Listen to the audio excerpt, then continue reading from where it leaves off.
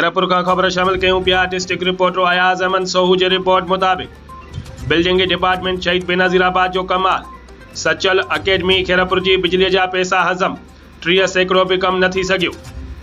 Sachal auditorium के in charge Zulfikar Junejo अखबार वारन के बुधायो त बिल्डिंग डिपार्टमेंट शहीद बेनज़ीराबाद जो कमाल कंदे सचल अकेडमी खेरपुर जी बिजली के कम जा पैसा हज़म करे छॾिया आहिनि। अकेडमी में 30 सैकड़ो भी कम न थी सघियो आहे।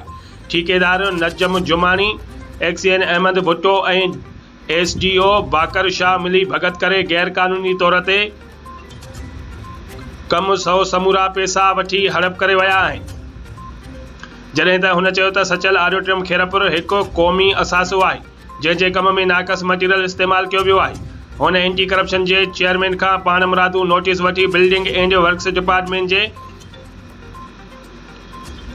AAN बाकर शाह, एक्सीएन अहमद भुट्टो ऐं ठेकेदार खिलाफ कार्रवाई करण जो मुतालबो कयो।